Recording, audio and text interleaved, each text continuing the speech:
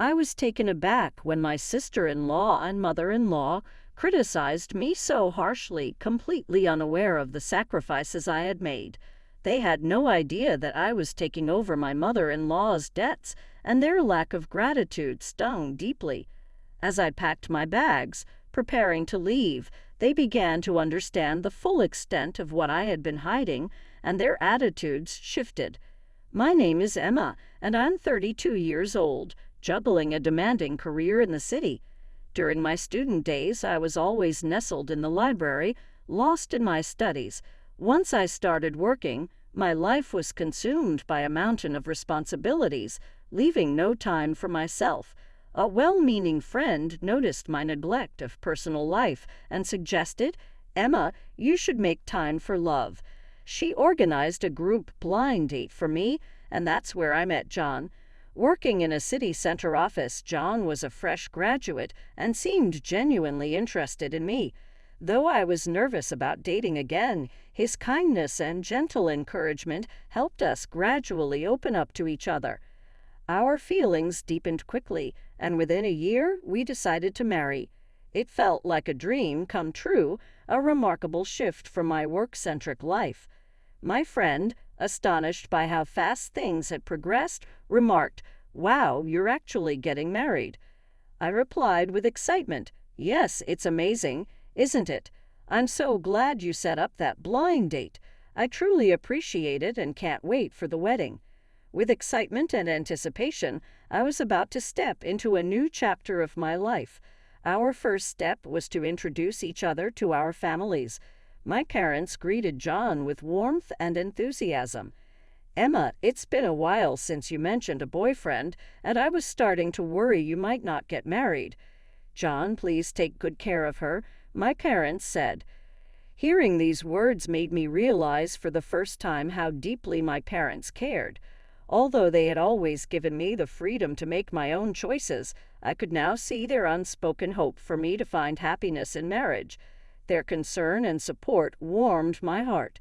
When I visited John's home for the first time, I felt a mix of nervousness and excitement. His parents were incredibly kind and made me feel at ease right away. We all sat down for dinner, and while I was eager for the occasion, I was also a bit anxious, especially about meeting John's sister, Melissa. At 25, she was straightforward and candid, which caught me off guard. She asked, "Emma, aren't you getting married a bit late?" Her comment about how she would have decided sooner if she were me was a bit shocking. Despite this, John's support helped ease the tension, and we enjoyed a pleasant dinner together. Planning our wedding was a joyful experience, and the ceremony itself was held at a location we both loved, surrounded by friends and family. The day was perfect, and our honeymoon was filled with fun and adventure. When we returned home, we embarked on our new life together, finding joy in everyday moments. Whether we were going on dates or watching movies at home, the freshness of our newlywed life made each day delightful. It had been about 2 years since our wedding when our serene life took a sudden and dramatic turn. We received the heartbreaking news that my father-in-law had passed away. Although I was aware of his health issues, his death came as a shock, arriving much sooner than we had anticipated. Both my husband and I were deeply affected by the loss, and my mother-in-law's grief was particularly profound, which was palpable to us. However, the situation took an even more surprising turn when we discovered that my mother-in-law was deeply in debt. It turned out she had been deceived by someone unscrupulous and had lost a significant amount of money. This revelation left us stunned. Despite the gravity of the situation, my husband, ever the compassionate soul, expressed his desire to help. We decided to use our joint savings to alleviate her debt as much as possible, feeling that it was essential to support her through this difficult time. To our surprise, my mother-in-law's response was somewhat unexpected. She asked if she could turn to John for help in the future if needed. My husband was taken aback and hesitated, unsure of how to respond. She assured us that she would find a way to manage her finances, though my husband remained concerned that it might involve gambling or other risky behaviors. We kept a vigilant eye on her, hoping she wouldn't find herself in more trouble amidst these challenges. My husband suddenly suffered an injury that required hospitalization. This unexpected turn of events added another layer of difficulty to our lives, as we spent our days shuttling back and forth between the hospital and home to care for him. I hadn't noticed any changes in my mother-in-law's daily routine until one day, after my husband was discharged, I decided to visit his parents' home. It had been a while since our last visit, and I immediately felt that something was different in the atmosphere. "Mom, it's been a long time," my husband greeted her with a warm smile. My mother-in-law responded, "John, it's good to see you. How are you feeling? Can you run again?" She smiled back, and as they exchanged pleasantries, my husband began to look through her bank book. To his astonishment, he saw that the funds we had set aside to help with her previous debts were nearly depleted. "What happened to the money in this bank book, Mother?" my husband asked, clearly taken aback. His mother-in-law offered a slightly sheepish smile and said, "Well, I went out for tea with some friends and ended up buying a few things I shouldn't have. It's been quite a mess."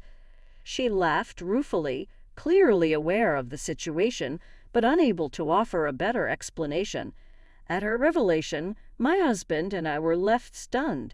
It felt as though we had carefully saved money for my mother-in-law's future, only for her to spend it freely without a second thought. My husband couldn't hide his frustration. "Mom, you shouldn't spend money like this. We put so much effort into saving for your future," he said, clearly disheartened. Seeing her genuine remorse, we became even more concerned about her well-being. We suggested that she move in with us so we could better support her. Her face lit up with relief and happiness at the offer, and she agreed to leave her home and move into our apartment. Our new life together began, and my mother-in-law quickly adapted to her new surroundings. We enjoyed our time together, sharing meals and laughter around the table. She eagerly took on housework, which made daily life surprisingly smooth for us. Her cheerful attitude brought a new warmth and brightness to our home, making our days more joyful and fulfilling. One day I asked, "Mom, what would you like for lunch today?" She replied, "I think I'd like you to decide." "That sounds good," I said, noting her choice. Since I was working from home, I was in a position to keep an eye on how my mother-in-law managed her finances. With my husband and me covering her living expenses, and my husband overseeing her account, we expected her spending to be under control. Despite this, we remained vigilant, concerned she might still mismanage the funds. Days turned into weeks, and before we knew it, 6 months had passed. One afternoon, while we were relaxing in the living room, the intercom buzzed. Curious about who it might be, I answered, and was surprised to find my sister-in-law Melissa standing at the door. "Melissa, it's been a while. Is Mom around?" I asked, slightly taken aback by her direct question. Before even exchanging greetings, I invited her in and showed her to the living room. "Mom, it's good to see you," Melissa said as she entered. "Oh, Melissa, what a surprise. What brings you here?" My mother-in-law responded warmly. "I just wanted to catch up and see you," Melissa said. "I'm glad you're here. How are things?" "I'm doing well, thank you. John is here with me. Would you like to join us for lunch?" Melissa asked. "Of course, I'd love to," my mother-in-law replied with enthusiasm. Melissa must have taken my mother-in-law out to a restaurant or something similar, so we decided to wait at home. When they returned in the evening, we immediately noticed a change in their demeanor. Melissa confronted me with an unexpected accusation. "Emma, you're tormenting my mother, aren't you?" she said, leaving me stunned and confused. My mother-in-law also looked at me with a stern expression. My husband quickly defended me. "What are you talking about? There's no way Emma would do something like that." Despite his reassurance, Melissa was unyielding. "John, you're being deceived too." Mom says she can't go out and that Emma is making things difficult for her at home. We were both taken aback. It was true that we had occasionally refused. My mother-in-law's request to go shopping had raised my concern that she might overspend. However, the claim that I was taking her money was completely unexpected. I was unsure if my mother-in-law genuinely felt this way or if Melissa had exaggerated the situation. It appeared that Melissa and my mother-in-law were now united in their accusations against me. "What exactly do you want from me?" I felt as if I were under a spell, bewildered by their intentions. What could they possibly want to communicate? Just then, my sister-in-law made an unexpected demand. "I want you to leave our house," she said. Her words hit me hard. "I don't believe my mother can be truly happy living with you," she continued, her face showing disappointment. My mother-in-law, looking conflicted, seemed on the verge of speaking, but remained silent, casting a pained glance in my direction. "If you were gone," Melissa added, "it would allow me and John to relax and enjoy our time together." Her words left me stunned, and I struggled to find a response. They had no idea that I had used my personal savings to pay off her debts. In hindsight, I should have clarified that this money was not part of our joint marital funds, but my own. Looking at my husband, I saw the anger in his eyes. His hands were clenched, and he was visibly shaking. Melissa continued, "My mother and I will be living here from now on, so I need you to leave." Taking a deep breath, I replied, "I understand, but I won't be involved in what happens next." After that confrontation, my husband and I decided to move out. On the day of our departure, they were taken aback by one unexpected revelation. "Looks like you've arranged to leave so soon," Melissa remarked, surprised by our swift departure. "Well, yes," my husband said with a hint of amusement. "I have something to tell you." "What is it?" Melissa asked. With a chuckle, my husband replied, "Since I'm getting older, I've been thinking it's time to transfer the house into your name." Melissa's eyes lit up with excitement. "Really? The house will be mine." My husband calmly handed her the paperwork for the name transfer. "All you need to do is sign here." Overjoyed, Melissa exclaimed, "I can't believe it's going to be my own place," and quickly signed the documents. My husband and I exchanged knowing glances and smiles, pleased with how our plan had unfolded. "Well, it's time for us to start preparing to move," my husband said. "What? John, you're really leaving?" Melissa asked, surprised. "Yes, I've decided to leave as well." "Oh, even John is leaving. Do you really have to go with Emma?" "If I'm not with Emma, I wouldn't be comfortable either.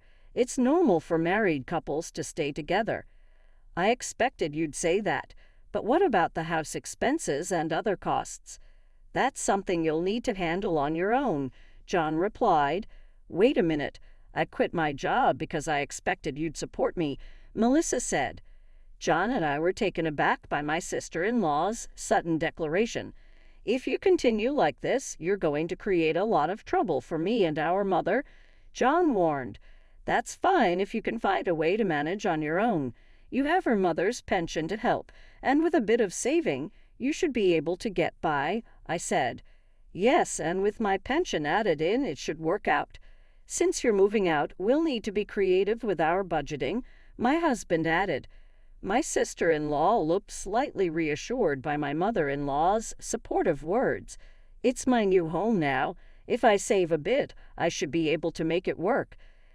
John and I exchanged knowing smiles, amused by her optimism, unaware that the property was a rental. Around that time, the movers arrived. We greeted them and started the process of clearing out our belongings. My sister-in-law and mother-in-law watched with dismay. "What's going on? Are you moving out already?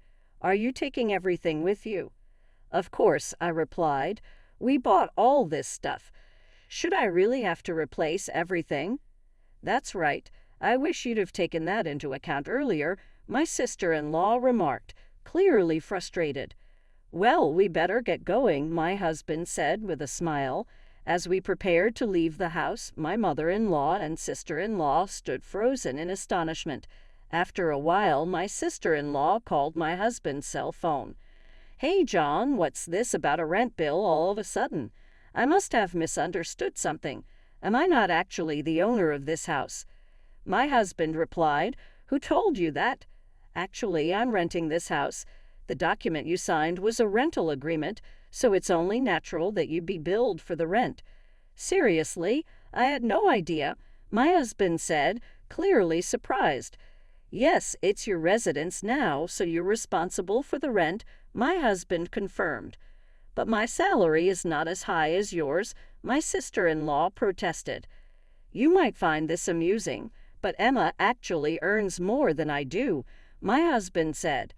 "Really? It's true. She's been working hard at a well-paying remote job, which is why we've been able to live so comfortably in that apartment," he added. My sister-in-law was taken aback and fell silent. Then I heard my mother-in-law's anxious voice.